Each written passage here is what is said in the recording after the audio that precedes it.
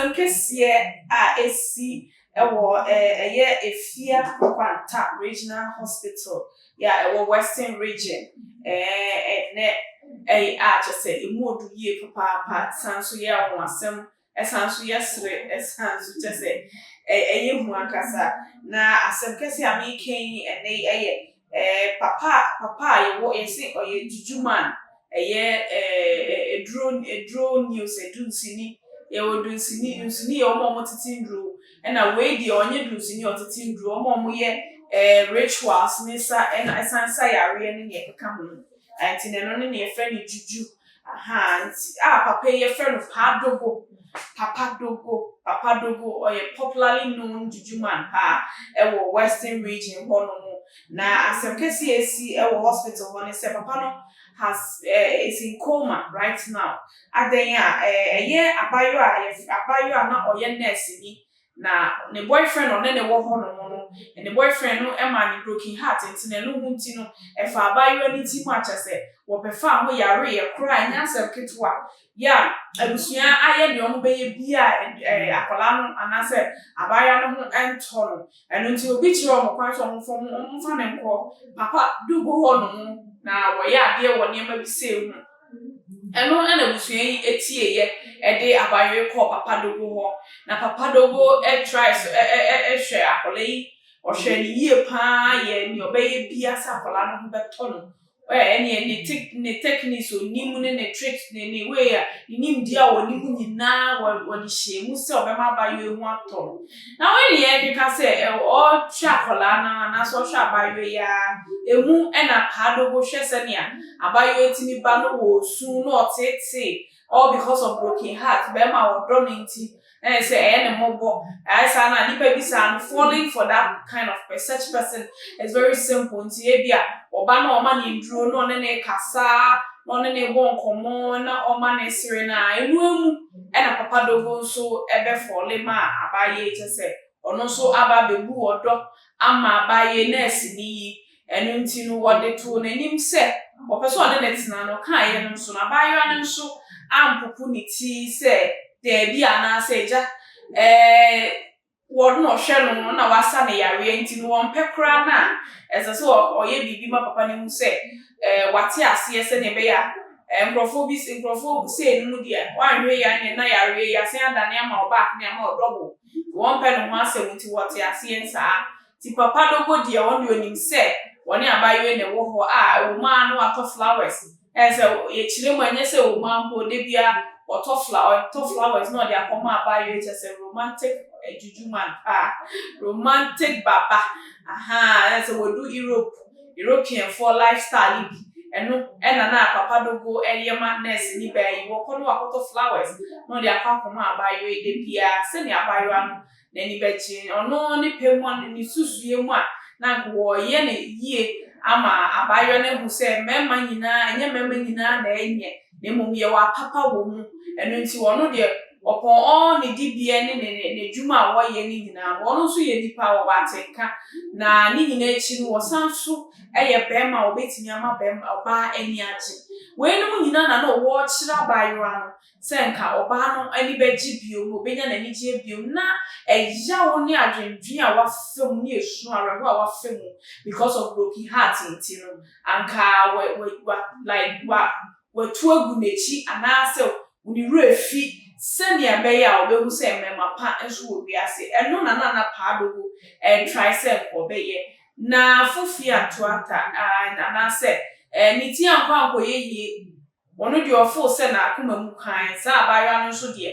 be ma na wo ma ni broken heart no oda so do ne papa yie sa se won no be ma there is no way I won ni beja ya wo kuma be ya ya na se wo betete ya ma na faulting to that extent the it is a be ma wo don na wo ye obi bia ebetimi afa otimu na se be ya ya sa na we na abayo anida so do ne ex ni ntino sa na onene akwa keka omonsem ma almost that so ehihye ho a jese papa dogo enimu ho hwe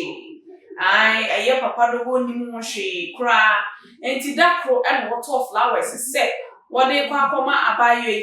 ewo enifie wodu ya to his surprise no na chese abayewa ne ne ex-boyfriend no ɛna ɛda mpam a wɔn sekunde ɔmo ho kyɛsɛ nye easy ɛna na sekunde saa kafo ɔmo kafo saa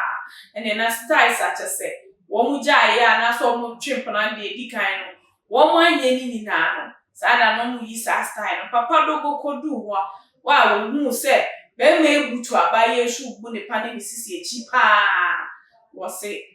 Jesus wa ne ntie mu otie mu jujuma no ntie mu otie mu ye Jesus mewu ense Yesu mewu wa mona bosum din kura wa mona ne bosum nkonwa din kura na emu se Jesus bi wo baby ema wono Jesus wono bo Jesus din na owie no ka che o ka se wewu o ni wuo mu na o ka se wewu ne no ane se o twa hwe ya ye ma no so e de ne call hospital ye de ne do hospital a papa do na wakọ in coma chese won keka ne ho nkasa won mie nani wonya hwe kokoma kra there's a coded kra chese wokọ a wada hospital sisi ye efia nkwanta regional hospital a western region na medi kankan a papa dogo eda ho no sisi a chese ye nim se wo san ba be ba nkwam biom anase wo makoma de bibie timisi na chese wono so adọ obayiye wa folia mo obayiye nti no no so ko hu saa no afani mu bebre na ye ma chese ubeti no fio na me hu mfa me utimi hu so ne be ma biti be ma yi tete no anase se eni be ma na emu no wo bu no anase wo hwebro ne hu pa ne senyo ne ye bia ne tibia ti eni be ma bia wo ne ti a ubitimi bisa se na na de na wo be ma we na ne kwat na ye ade yo se hu asemo na China meet ni nyan no ade ya na me hu fa me long story asedi nyan se na me hu fa me na na oni moduro bi obetimi di asame yare na eduro no ansa na obesame yare no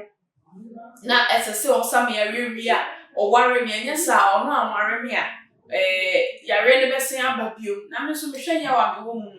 mepne na osame yare wie na esese me ware no se de be ya eya one nsan babio na se yare ne nsan babio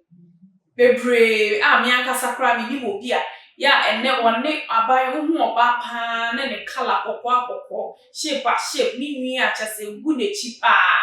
na hu be ma papa chi bi a ne sin hosoro na wona ne ti a chese ba be ma ne san so emfa ne nya bobe no de na ye swine wono san so twemp na wona chi a Christ lady no chese won ono a wo ka che ne se Christy Park oni ma na be ma we die osi me kwa ade no osi me kwa me oda ye no na ye no ebesin abawo na so abaya we de tiri nkwa papa do anya ne sa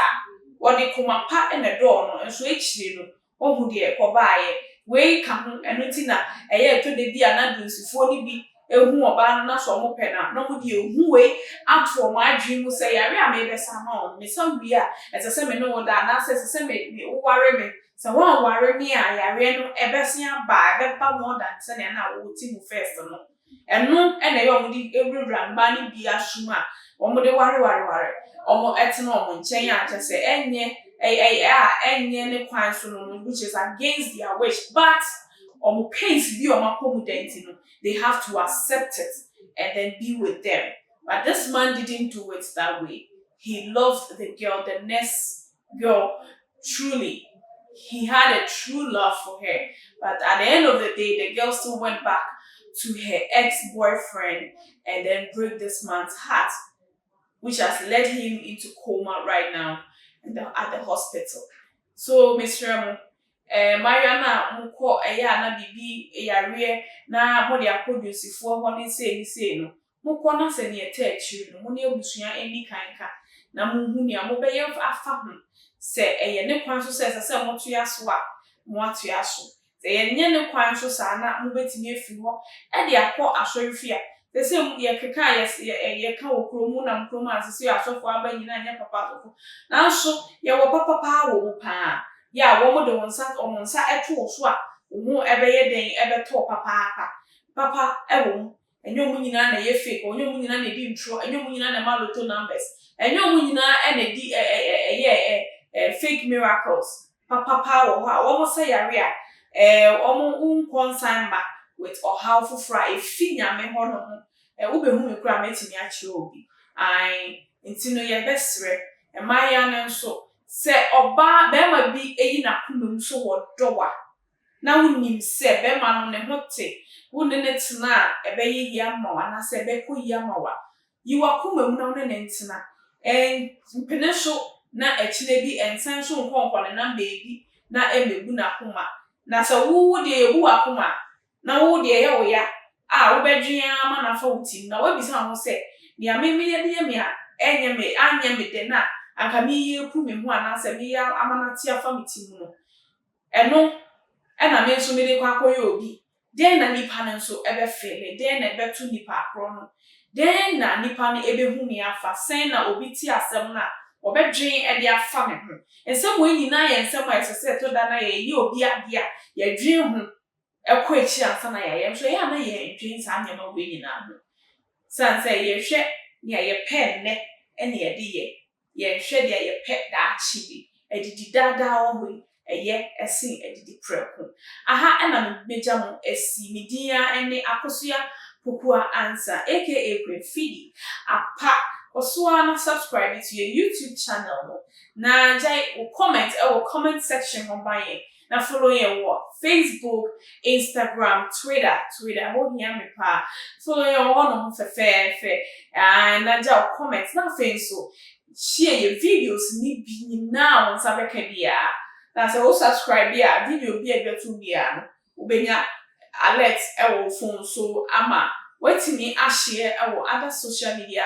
platforms so ama ye fe ye mompa ye ema papa dogo na ne ho ntono no nso refili ko mani mu na wonso wadwenkyere efa broken heart a ekoso wo ye mpote ma na se ya brabo mu de bia ne da nyina no wadwenkyere wo ho anything so ana fa wadwenkyere bra makra mo ha na meja mo si da se ne mesen hia